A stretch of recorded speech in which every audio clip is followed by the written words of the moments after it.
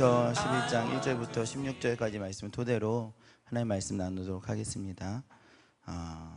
지난주에 우리가 육체의 믿음에 대해서 얘기했어요. 육체의 믿음도 굉장히 중요하죠. 왜 중요하냐? 우리가 영혼만 있으면 뭐 육체에 대한 믿음이 중요하지 않을 수도 있는데, 우리가 영혼뿐만 아니라 그 육체도 가지고 있기 때문에 육체에 대한 믿음도 굉장히 중요하다. 물론 육체에 대한 믿음이 이렇게 썩어질 것이기도 해요. 없어질 것이기도 해요. 그래서 영원하지 않은 것이, 우리가 입은 옷이 영원하지 않고, 우리가 타는 차가 영원하지 않고, 우리가 사는 집이 영원하지 않고, 그래서 그런 것들이 구하는 것이 과연 의미가 있을까? 그런데 우리가 천국 가는 그날까지 우리는 옷을 입어야 되고, 차를 타야 되고, 또 집에 살아야 되고, 또 음식을 먹어야 되고, 그렇단 말이에요. 그러니까 그래서 구하는 것도 하나님께서 기뻐하세요. 어떻게 구하면 될까? 하나님께 구체적으로 구했어요. 어떤 자매가 그랬어요. 한 2만 킬로 정도 되는 차, 2년 정도 탄 차, 그리고 뭐 1,500만 원 정도 되는 차, 이런 차를 주세요라고. 하얀색 차였으면 더 좋았겠어요. 뭐 이렇게 기도했어요. 근데 그 차가 정말 생긴 거예요. 그러니까 이 자매는 이렇게 기도하니까 하나님께서 응답하셨구나 라는 확신을 갖게 됐어요. 그 인생 가운데 그렇게 기도하면 하나님 응답하시는 것 같아요.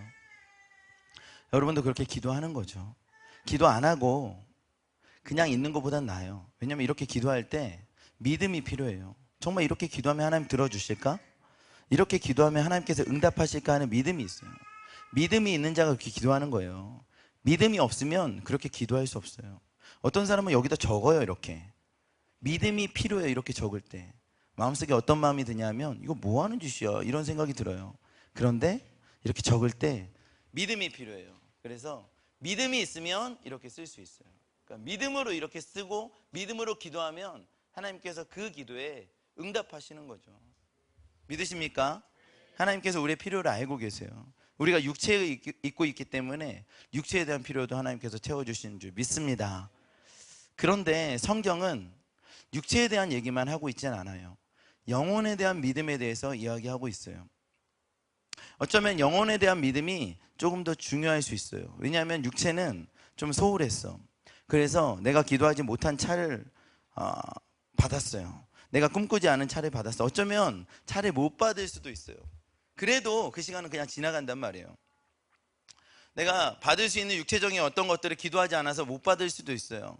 그런데 그 시간은 결국 지나가요. 그래서 그냥 넘어갈 수도 있어요. 그런데 영혼에 관련된 건 영원한 것이에요.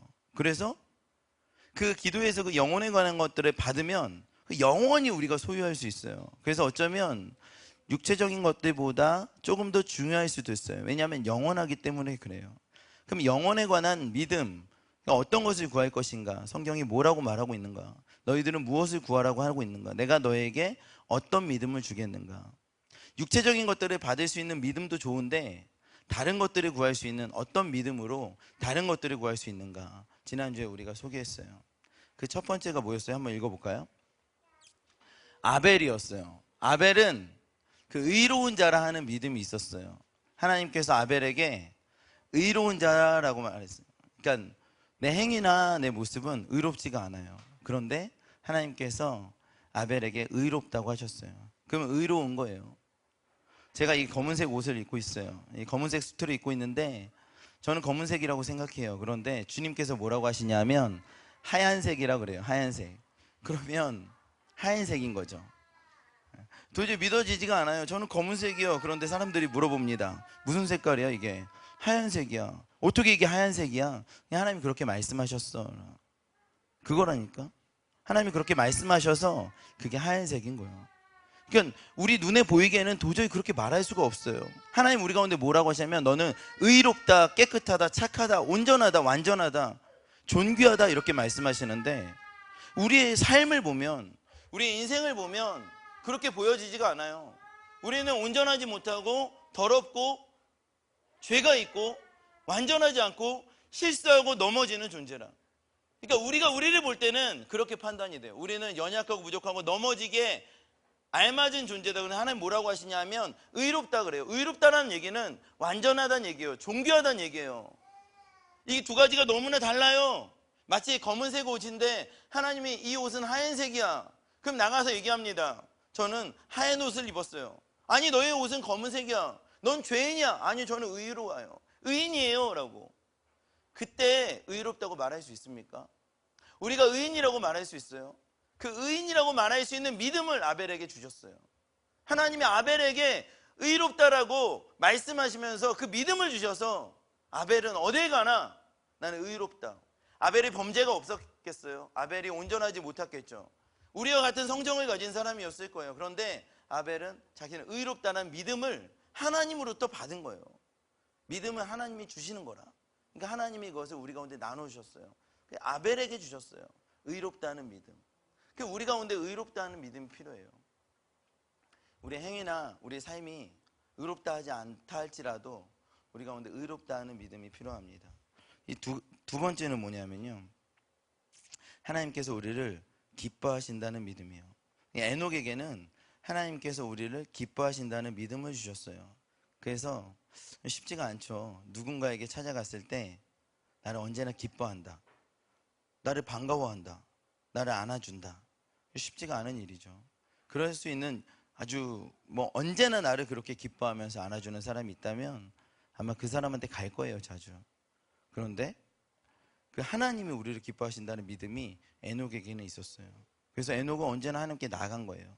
내가 나가면 하나님이 기뻐하신다. 하나님을 기쁘게 하는 자라는 증거를 받았어요. 그게 믿음이거든요. 그러니까 에녹은 그걸 받았어요. 그래서 내가 나가면 언제나 하나님이 기뻐하셔. 내 행위나 내 상황이나 지금 나의 감정에 상관없이 하나님은 언제나 나를 기뻐하셔 라는 확신을 가지고 하나님께 나아가기 시작했어요. 나가고 또 나가고 나가다 보니까 이제 하늘나라까지 가게 됐죠. 에녹에게는 그런 기쁨이 있었어요.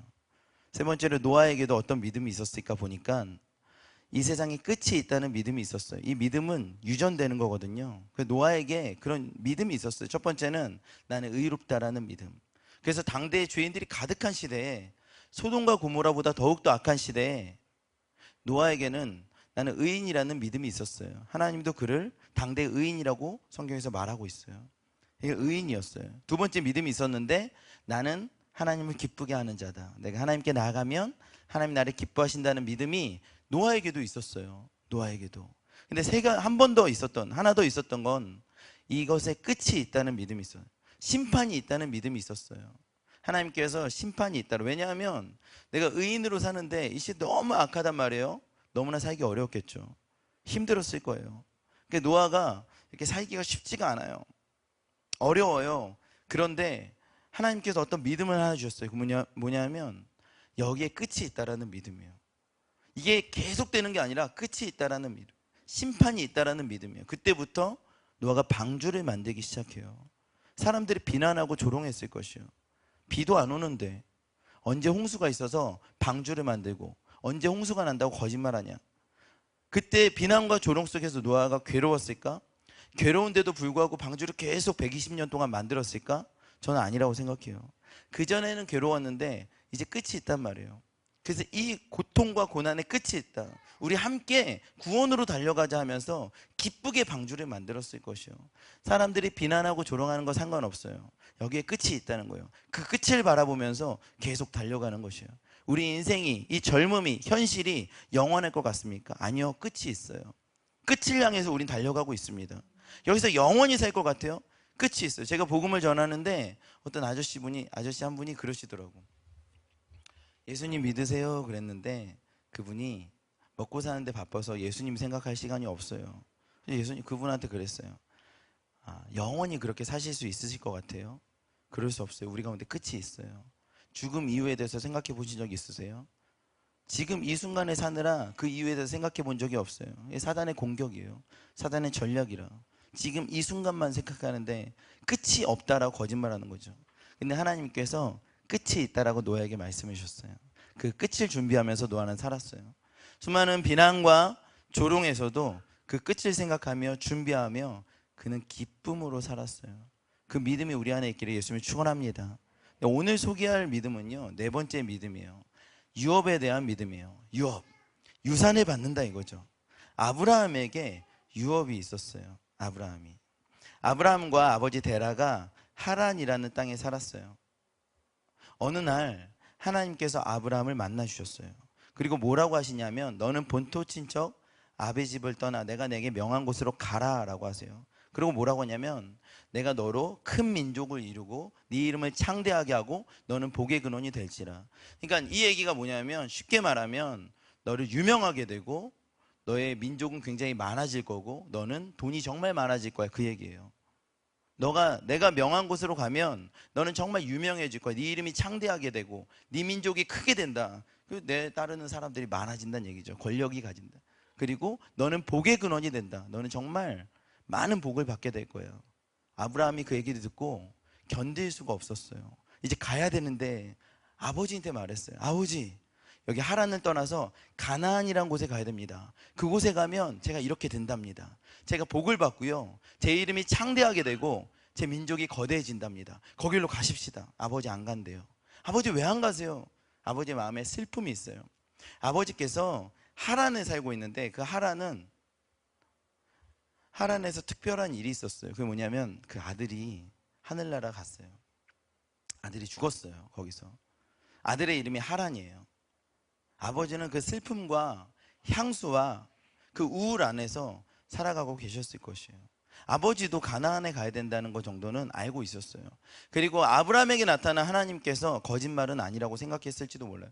그런데 그 자리에 머물러 있었어요. 그 자리에 머물러 있었어요. 하나님의 비전이 부어졌음에도 불구하고 현실의 감정과 상황 앞에 머물러 있었어요. 아브라함이 설득했습니다. 우린 거기 가면 살아요. 거길로 가야 됩니다. 거기 가면 놀라운 일이 있어요. 갑시다. 아버지 안 가요. 아버지가 안 가니까 아브라함 혼자 거길로 떠나는 거라. 아브라함 혼자 그곳으로 떠나는 거예요. 하나님의 말씀이 부어졌는데 안 갈 수가 없어요. 견딜 수가 없어요. 다시 일상으로 돌아갈 수 없어요. 아버지가 이야기하고 주변 사람들에게 어디 가려고 그래? 그냥 여기서 살면 되잖아. 여기도 괜찮은데. 여기서 먹고 자고 살고 그러고 사는 거지, 인생이. 어디 특별히 어디로 가려고 그래? 아니, 난 하나님의 음성을 들었어. 거기에 가면 특별한 일이 있대. 내 이름이 높아지고 내가 큰 민족을 이루고 내가 복을 받는데 거기에 가야겠어. 하나님의 음성이 있었어. 하나님의 유산이 거기 있대. 근데 사람들이 이해하지 못해요. 그냥 여기 살아, 평범하게. 그냥 여기서 지내. 그냥 여기서 지내면 되지. 어딜 무리하게 또 평범하지 않게 또 특별하게 거길로 가려고 그래. 근데 아브라함은 여기서 살까 이런 생각도 있었겠죠. 일상에서 그냥 못 들은 척하고 지내볼까 하는데 그렇게 살아갈 수가 없어요. 이 하나님의 유업을 받은 사람, 하나님의 약속을 받은 사람, 그러니까 하나님을 만난 사람은요, 그냥 평범하게 살아갈 수가 없어요. 일상 안에서 평범하게 살아갈 수가 없어요. 여러분, 그래서 단기 선교 같은 거 가야 돼요. 매일 바쁘게 일상 가운데서 이렇게 루틴 안에서 이러고 저러고 지낼 때 하나님 만날 수가 없어요. 그런데 내가 오늘 결단하고 인생의 브레이크를 딱 걸고 하나님 좀 깊이 만나봐야겠다 해가지고 몇 개월을 하나님께 딱 드리잖아요. 언제 그렇게 하나님께 인생을 드려본 적이 있습니까? 아니, 언제 그렇게 하나님이 깊이 만나본 적이 있어요? 하나님이 이 땅을 창조하시고 우리의 주인이신데, 하나님이 우리를 창조하셨을 때 우리를 향한 계획이 있을 거 아니에요. 근데 그 계획에 대해서 우리 귀를 열고 한번 집중해서 들어본 적이 있습니까? 아니요, 사단은 그걸 못 듣게 하려고 우리 일상을 너무나 바쁘게 만들어요. 하나님께 집중하지 못하게 만듭니다. 무엇을 향해서 달려가고 있는지 알지 못하는데 계속 달려가는 거예요. 끌려가는 거예요. 마치 바쁜 노예처럼 끌려가는 거예요. 이런 방법 한마디 못하고 사람들의 두려움이 있어요. 이렇게 하자면 너는 죽어. 이렇게 하자면 너는 굶어 죽어. 이렇게 하지 않으면 너는 비난받고 조롱받고 창피함을 받아요. 부끄러움을 받고 수치받고 낙오될 거야. 이 세상에서 낙오되는 것이 너무 무서워서 잠깐 멈춰서 하나님의 음성을 들을 기회도 시간도 없어요. 근데 한번 하나님의 음성을 듣잖아요. 그러면 내 인생 가운데 놀라운 변화가 일어나요. 천국을 딱 보잖아요. 어느 구멍이 있는데 여기 천국을 봤어요. 와, 야, 이런 천국이 있어? 야, 근데 이거 뭐지? 하나님 말씀하세요. 이거 네 거야. 이러면. 아, 내 거라고? 이게? 왜 내 거예요? 이게 너를 향한 유산이야. 내가 너한테 남겨준 유산이야. 유산이 있어요, 여러분? 건물 한 채라도 유산을 받으면 일이 손이 잡힙니까? 갑자기 부모님께서 건물 한 채라도 강남에다가 유산으로 남겨놨다. 그럼 내가 일이 손이 잡히냐고요. 회사에 갔는데 일이 손이 잡혀요? 공부할 때 왜 갑자기 다 만면에 그 웃음 띤, 예? 생각만 해도 기쁘죠. 예. 흐뭇한 웃음을 짓고 있는데 어느 천국을 봤어요. 여기 뭔가 봤더니 장난 아니에요. 그런데 이게 유산이래요. 내 거래요. 감당할 수 없는 거죠. 나는 유산도 없고 유업도 없고 아무것도 없는 사람인 줄 알았는데 유산이 있는 거예요. 하나님께서 나를 향해서 유산을 남겨놨어요. 하나님께서. 놀라운 거죠. 일상이 손에 잡히지 않아요. 그 전에 어때요? 아침 일찍 일어나서 차는 있는데 기름값 때문에 지하철 타고 9호선에서 공항철도로, 공항철도에서 뭐 어디로, 뭐 정말 콩나물처럼 낑겨가지고 또 뭐 이래가지고 막 해가지고 회사에 가서 어저께 하지 않은 일 때문에 막 이렇게 하고, 저는 기독교인 담배는 안 피는데요. 담배 한 대 피러 가자 그러면 또 담배는 안 펴요. 담배 피는 데서 막 정보가 오가니까 나도 가가지고 담배는 안 피지만 여러 정보들 얻고, 점심은 뭐 먹을까, 저녁에 그 술자리는 어떻게 할까, 이런 고민하다가, 그런데 그렇게 살아도요 연봉이 2,500, 3,000이 안 돼서 세상에서 제대로 살아갈 수가 없어요. 여러 가지 눌리고 낙심되고 좌절하고, 그럼에도 불구하고 잠깐 인생 한번 멈출 수가 없어요. 낙오될까 봐. 그렇게 우리가 살아가고 있잖아요. 그런 와중에 주님을 만났는데 주님께서 우리 가운데 그 유업을 주셨어요. 일상에서 제대로 살아갈 수 있겠냐고요. 그렇게 하나님 만난 사람은 반드시 달라지는 게 있는데, 하나가 뭐냐면 일상이 달라져요. 이 일이, 내가 하고 있는 일이 승진과 월급과 내 생계와 내 생존을 위해서가 아니라 하나님 나라의 세계 경영과 연결되어 있구나. 내가 아이를 키우는 일이 하나님의 유업과 연결되어 있구나. 내가 이 회사를 다니는 일이 하나님의 유업과 연결되어 있구나. 내가 연기를 하고 내가 노래를 하고 내가 하는 일들이 하나님의 유업과 천국과 연결되어 있어. 그러니까 달라지는 거죠. 그전에는 돈 때문에, 승진 때문에, 직장 때문에, 생존 때문에, 생계 때문에, 자존심 때문에 하던 일이, 그게 아니라 나는 그런 유산을 받았는데 내가 하고 있는 일이 내 유산이었어요. 내가 다니는 회사가 내 유산이고 내가 키우는 아이들이 내 유업이라 달라지는 거예요. 하나님을 만나야 될 줄 믿습니다. 내가 하고 있는 모든 일들이 하나님의 유산이 되는 거예요. 하나님을 만나면 이것이 천국이 되는 것이죠. 내 가정이 하나님의 나라가 되는 거예요. 이게 내 유산이라. 예? 믿으십니까? 그렇게 따라가다가 어느 순간이 되면 하나님께서 우리 가운데 말씀하시는데 더 큰 유산을 보게 해준다고. 하나님 부르세요. 더 큰 유산으로 우리 부르시는데 갑자기 회사를 그만둡니다. 주변 사람들이 뭐라 그래요? 야, 이렇게 좋은 기회를 놓쳐? 이렇게 좋은 길들을 닫어? 그리고 왜 다른 곳으로 가? 어디로 가는데 하나님 내게 유산을, 더 큰 유산을 주시기, 거길로 가겠어? 주변 사람들이 얼마나 바보 같다고요. 만류하고, 그러면 안 된다, 그러면 죽는다, 그러면 뒤처진다, 그러다 후회한다. 근데 그 말 듣지 않아요. 왜냐하면 더 큰 유업이 있어요. 하나님 부르시면 거길로 가는 거예요. 믿으십니까? 하나님 부르시면 거길로 가는 거예요. 아무도 이해하지 못해요. 왜 거길로 가는지. 세상 사람들이 이해하지 못해요. 세상의 기준으로도 이해하지 못해요. 근데 하나님이 우리 부르시면 거길로 가는 거예요. 믿으십니까? 거기 가면 하나님의 유업이 있어요. 더 큰 하나님의 부르심이 있어요. 더 큰 하나님의 유업이 있어요. 그 말씀에 충성해서 거길로 가는 거죠. 기독교는요, 그 노력해서 노력한 만큼 얻어내는 종교가 아니에요. 기독교는 하나님의 공급을 받는 곳이요, 하나님의 유산을 받는 곳이요, 하나님께 공짜로 받는 것이요, 하나님의 아버지세요. 그래서 하나님께서 우리 가운데 주시는 것이요. 믿으십니까? 기독교는 내가 노력해서 거기에 대한 대가와 월급을 받는 종교가 아니에요. 기독교는 하나님께서 우리 가운데 준비해 놓으신 유업과 그 유산을 받는 거예요. 하나님께서 우리를 향해서 그것들을 예비해 놓으셨어요.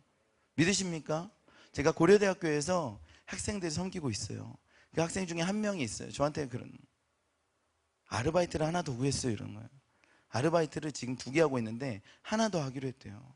일주일에 거의 5일을 아르바이트해요. 왜 또 아르바이트를 구했어? 돈이 부족해서 구했어요. 이해가 가요. 그 친구가 어렸을 때부터 부모님을 한 번도 본 적이 없는 그런 친구예요. 중국 사람인데 중국에서부터 한 번도 부모님 손에 못 자르고 혼자 자랐어요. 혼자 열심히 노력했어요. 그래가지고 한국까지 왔어요. 근데 한국에서 정말 열심히 살아요. 자기가 모든 펀드레이징을 해서 스스로 이렇게 살아요. 그러니까 얼마나 열심히 살고 야무지게 살겠어요. 지금도 그래서 아르바이트를 굉장히 많이 하는데 또 하나를 구했대요. 그래서 제 마음이 너무나 아픈 거예요. 그래서 이렇게 얘기해 봤어요. 하나님한테 돈 달라고 기도해 봤어? 아니요. 하나님한테 등록금 달라고 기도해 봤어? 아니요. 그럼 넌 무슨 기도하냐? 제가 열심히 살면 그 대가를 받게 해달라고 기도해요. 제가 열심히 공부하면 좋은 성적 받게 해달라고 기도해요. 야, 그거는 예수 안 믿는 사람도 열심히 공부하면 좋은 성적 받는 거 아니야? 예수 안 믿는 사람도 열심히 일하면 돈 많이 받는 거 아니야? 열심히 일하면 당연히 그렇게 되는 거 아니야? 우리 성경에서는 열심히 일해서 그거 주세요라고 기도한 사람은 안 보이던데. 예수님도 이 땅 가운데 오셔서 열심히 일한 자들에게 기적을 베풀어 주는 건 아니던데. 하나님 우리 가운데 값없이 은혜를 주시는 거 아니에요? 우리가 노력을 해서 뭔가를 받으면 월급 아닙니까? 근데 그 자매가 그런단 말이에요. 한 번도 하나님께 뭘 달라고 기도해 본 적이 없어요. 하나님 등록금이 없으면 등록금을 주세요. 아니면 내가 열심히 일해야지. 하나님을 잘 섬기는 것 같아요. 그래서 하나님께 되게 감사한데요. 뭐가 감사해? 한국에 오게 된 것도 감사하고 지금까지 살게 된 것도 감사하고 정말 감사해요. 그래서 겉으로 보기에는 굉장히 좋은 신앙인 같아요. 그런데 진짜 감사한지 모르겠어요. 제가 보기에는 진짜 감사한 거 아닌 것 같아요. 왜냐하면 다 자기가 노력해서 얻었어요. 자기가 노력해서 얻었어. 이해를 돕기 위해서 한번 얘기해 볼게요. 우리 아들이 있어요. 아들이 아침에 제 신발을 탁 닦아놔요. 그리고 저한테 얘기하는 거예요. 아빠 5만 원만 주세요. 왜? 노트 사게요. 네. 학용품 사게요. 아 그래? 5만 원 줄게. 그리고 다음 날도 제 옷을 딱 다려놔요. 아빠 5만 원만 주세요. 왜요? 그 소풍 가는데 돈이 필요해요. 5만 원 줬어. 다음 날은 신발도 닦아놓고 뭐 옷도 다려놓고 또 차도 싹 세차해 놓는 거예요. 왜 그러냐 오늘은? 했더니 300만 원만 주세요. 왜? 등록금 내게요. 줬어. 다 주는 거라. 근데 어느 날 집에서 나오지도 않고 꽁꽁대. 왜 그런가 봤더니 울고 있어요. 너 왜 그러냐 그랬더니 늦잠 잤대요. 늦잠 잔 거 왜? 늦잠 자서 아무것도 못 했대요. 아빠 신발도 못 닦고 옷도 못 다리고 차도 세차. 왜? 학교에다 내야 될 돈이 있는데 그걸 어떻게 낼지 고민이래. 그러지 않겠어요? 그래서 내가 야 고민하지 마. 나한테 달라 그래. 내가 줄게. 자 줄게. 여러분 제가 주겠어요? 안 주겠어요? 제 아들이잖아요. 그러니까 꼭 그렇게 일해야지 저한테 받는 관계는 아니잖아요. 제가 줄 수 있잖아요. 그 아들의 친구면 안 줄 거예요. 그럼 왜 나한테 갑자기 달라 그래? 니네 아버지한테 달라 그러지? 뻔뻔하게. 근데 아들아 언제든지 나한테 달라 그래. 네가 노력하지 않고 수고하지 않아도 내가 너한테 준다. 아버지니까. 자녀 되는 권세는 이런 거예요. 아버지한테 달라고 할 수 있어요. 내가 노력해서 받는 거 월급이라. 근데 아버지한테 받는 거 은혜예요. 자녀기 때문에 주는 거라. 근데 그런 달라고 기도하는 걸 다 한 번도 해본 적이 없어요. 영아, 너에게 하나님은 아버지냐 아니면은 사장님이냐? 사장님 같대요. 열심히 일하면 주는. 정말 아버지가 준 거냐 아니면 월급으로 받은 거니? 월급으로 받은. 하나님한테만 달라고 해봐. 하나님 주실 거야. 제 등록금 없어서 알바하는 거지. 조금 놀아도 될 것 같아. 놀면 안 돼요. 저 굶어 죽어요. 아니 굶어 죽지 않아. 놀아도 될 것 같아. 하나님이 주실 거야. 한번 기도해봐. 기적적으로 하나님 주실 거라고 생각해. 진짜 그럴까요? 저는 그 친구에게 하나님 주실 거라고 믿습니다. 여러분 어떻게 생각하세요? 근데 아들아 내가 돈이 지금 없으니까 회사로 와. 내가 줄게. 회사로 오면 받아요. 야 우리 할아버지가 준다고 그러니까 저기 논산에 가. 그럼 할아버지 만나서 줄 거야. 내 아들한테 그렇게. 어떻게 하면 하나님한테 재정을 받을 수 있는가? 어떻게 하면 하나님의 인도하심 받는가? 노력해서가 아니라 충성해야 돼. 충성. 세상에서 가장 아름다운 단어 중에 하나는 노력이에요. 노력하면 그만큼 받을 수 있어요. 그런데 저는 노력이 별로 좋지가 않아요. 왜냐하면 노력하면 결과가 따라와요. 노력해서 뭔가를 얻어내면 우쭐해져요. 교만해지는 거죠. 저희 팀장들 선교 이렇게 팀장들 보내놓으면 팀이 아주 잘 됐어요. 그럼 돌아오면요 목이 그렇게 뻣뻣해요. 잘하고 돌아왔다 이거지. 예. 그 팀장들이 신실하니까 집에 가서 기도하겠죠. 하나님 교만하지 않게 해주세요 라고 기도하겠죠. 근데 그 교만함이 어쩔 수가 없어요. 내가 잘 됐다 이거야. 내가 노력해서 뭔가를 얻어냈을 때 우리 안에 그 우쭐함이 있어요. 아주 나쁘다고 말하는 건 아닌데 그렇게 좋진 않아요. 이쪽에 갔을 때 잘 안 됐어요. 노력했는데 얼마나 낙심되고 다운되는지 모릅니다. 그러니까 노력은 반드시 결과를 열심히 노력하세요. 그리고 결과는 주님께 맡기세요. 그럴 수가 없어요. 그렇게 되지가 않아요. 원리상 그러지가 않아요. 그래서 노력은 세상에서 가장 아름다운 단어 중에 하나일 수도 있지만 노력이 하나님 나라에서 최고의 단어는 아닐 수도 있어요. 노력 말고 뭐가 있을까? 성경에는 충성을 말하고 있어요. 충성하면 결과에 상관이 없어요. 충성했는데 결과가 안 좋다? 그건 하나님께서 하신 거예요. 충성했는데 결과가 좋다? 그것도 하나님이 하신 거예요. 왜 사람들이 충성하지 않고 노력하는가? 하나님의 음성을 듣지 못해서 그래요. 단 한 번도 기도하지 않고 말씀 보지 않고 하나님과 대화하지 않는데 하나님의 음성을 들을 수가 없어요. 하나님의 음성과 하나님의 뜻을 알지 못하니까 어떻게 해요? 아무것도 하지 않을 수는 없고, 그러니까 뭔가를 하기 시작합니다. 뭔가를 하기 시작하고 하나님 기뻐하세요. 하나님 즐거워하세요. 잘했죠? 라고 그래요. 하나님 그걸 시킨 적이 없는데. 하나님 노아에게 방주를 만들려고 할 때 정확하게 어떻게 만들려고 말씀하세요. 정확하게 어떤 구조로, 어떤 규모로, 어떤 길이로, 모세에게 성막을 만들려고 할 때 어떤 장식으로 만들려고 다 말씀하세요. 그러니까 놀라운 거죠, 여러분. 하나님 우리 가운데 그렇게 말씀하세요. 하나님 어떻게 우리에게 움직이라고 말씀해 주세요. 거기에 가면 그런 재정을 받으세요. 말씀해 주세요. 그러니까 우리가 거기에 충성하면 돼요. 아브라함이 말씀하셨죠. 본토 친척 아베 집을 떠나서 내가 내게 명한 곳으로 가라, 가나안으로 가라 그랬어요. 거기 가면 되는 거예요.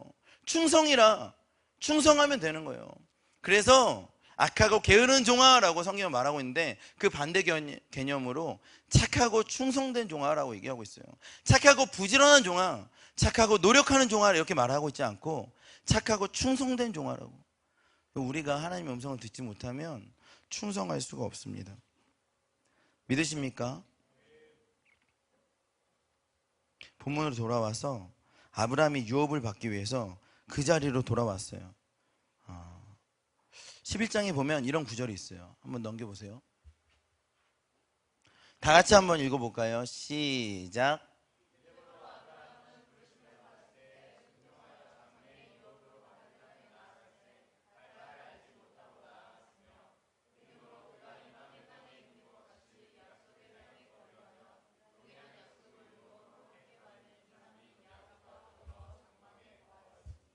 믿음으로 그가 이방의 땅에 있는 것 같이 약속의 땅에 거류하여 동일한 약속을, 그러니까 이 문장이 굉장히 좀 마음에 불편했어요.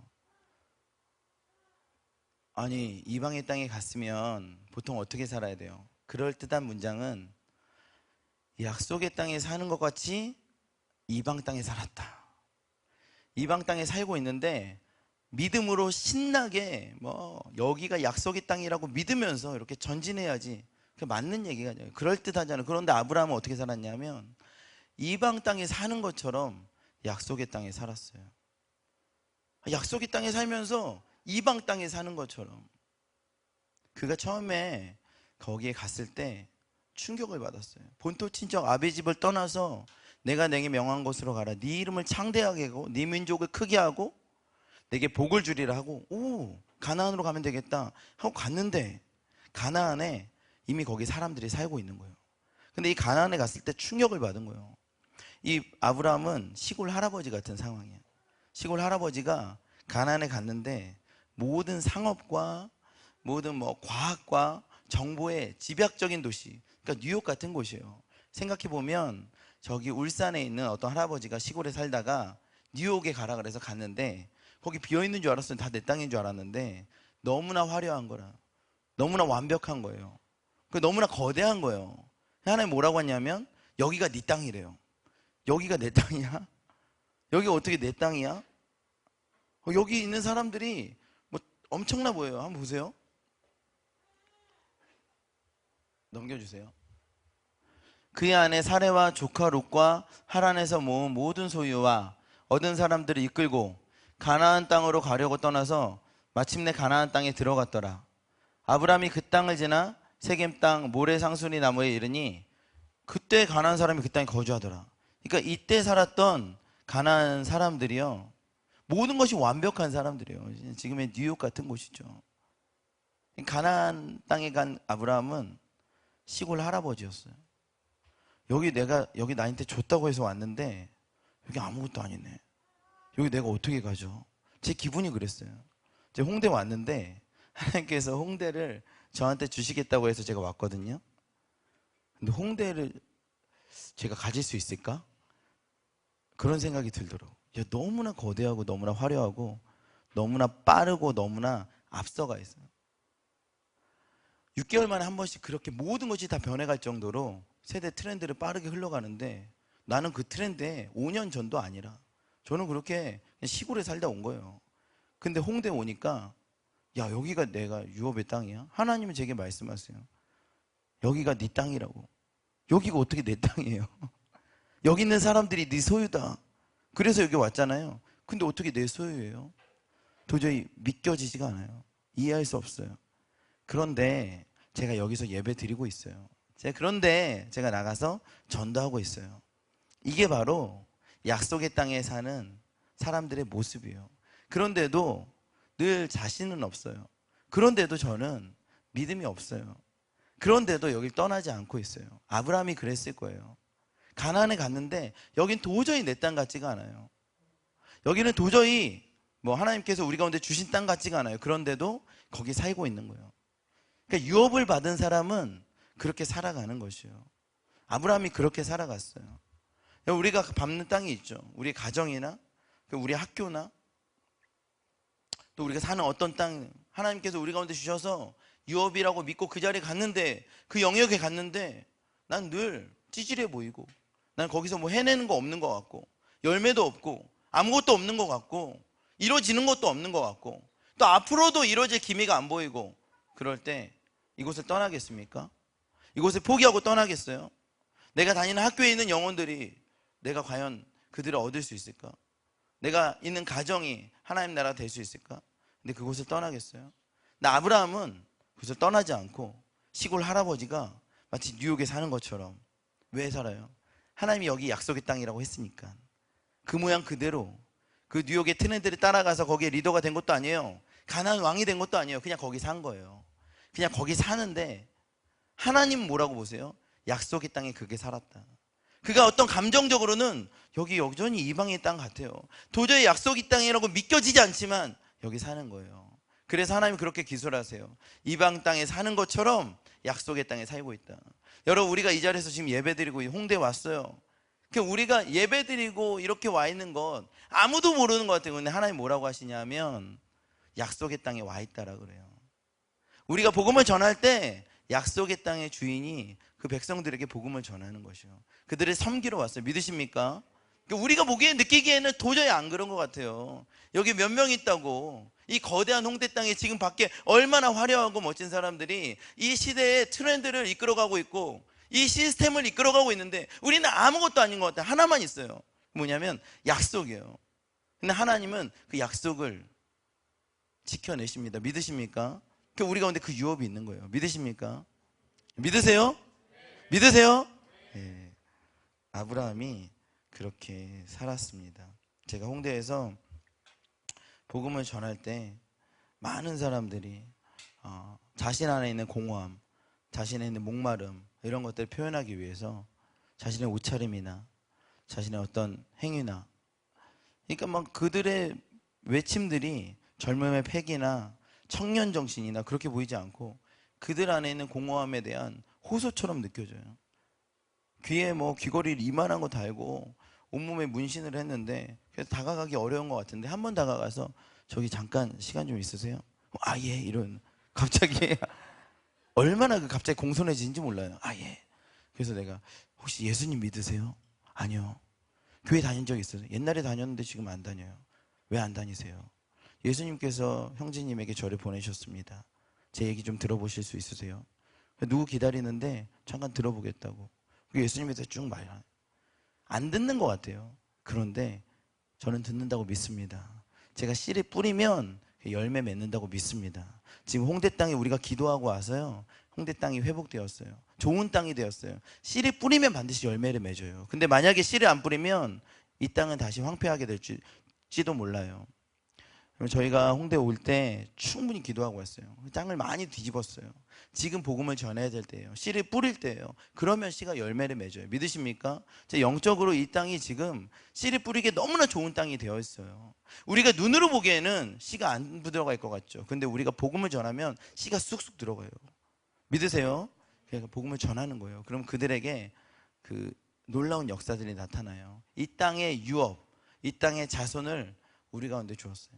하나님이 이 5가지 믿음을 굉장히 중요하게 생각해요. 첫 번째는 내가 의롭다라는 믿음. 두 번째는 내가 하나님께 나가면 기뻐하신다는 믿음. 세 번째는 이 모든 일에 끝이 있다는 믿음. 네 번째는 우리 가운데 유업과 유산을 주셨다는 믿음. 다섯 번째는 우리의 자손을 주셨다는 믿음이에요. 이 5가지 믿음으로, 우리가 믿음으로 자동차를 구해서 좋은 차를 받는 것도 중요해요.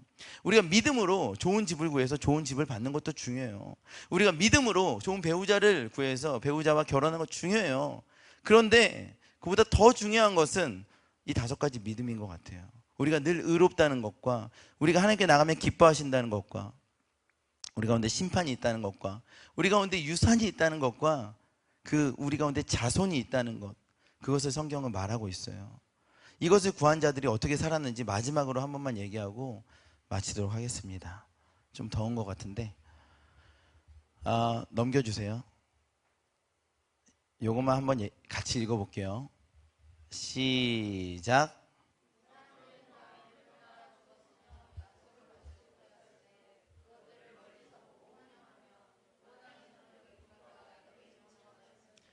그들이 이같이 말하는 것은 자기들이 본향 찾는 자임을 나타냄이라. 아멘. 오늘 나눈 모든 것들이 우리 눈에 다 보여지지 않을 수도 있어요.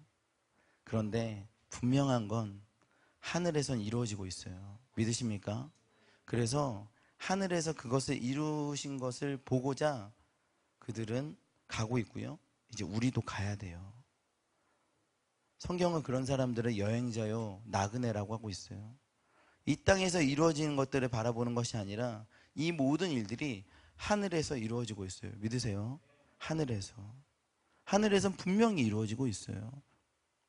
그것을 위해서 달려가는 것이에요. 우리의 고향은 여기가 아니에요. 우리의 고향은 돌아갈 곳이 있어요. 하늘에 있습니다. 하나님께서 그 도시를 이루고 계세요.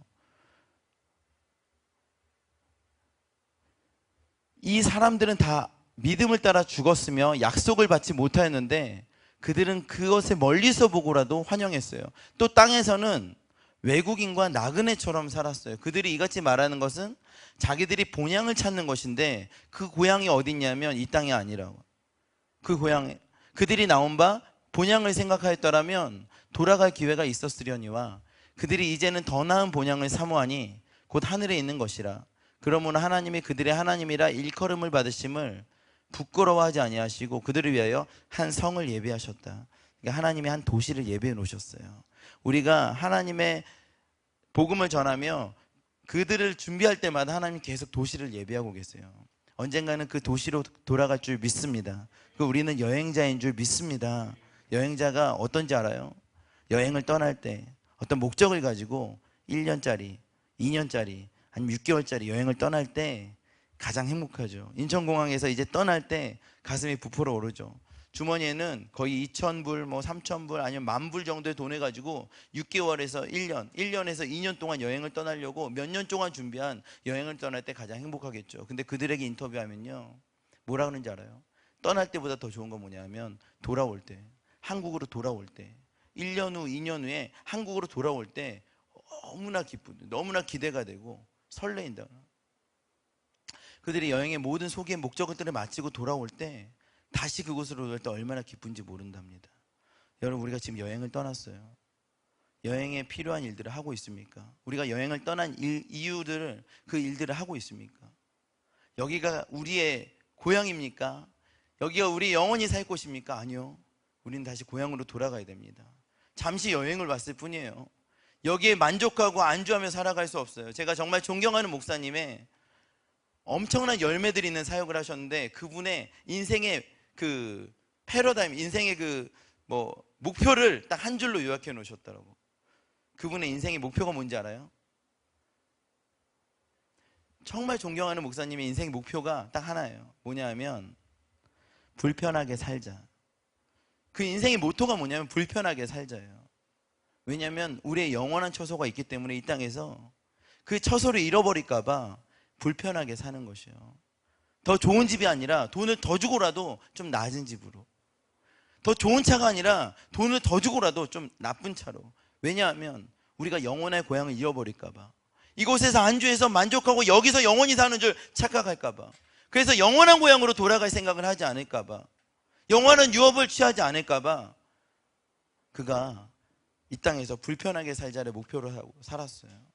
우리가 돌아갈 곳이 있습니다. 여러분 믿으십니까? 우리에게 영원한 유업이 있어요. 믿으십니까? 여러분, 우리가 그렇게 해서 영원한 유업을 취하는 우리가 되기를 예수님을 축원합니다. 우리 같이 한번 찬양했으면 좋겠습니다.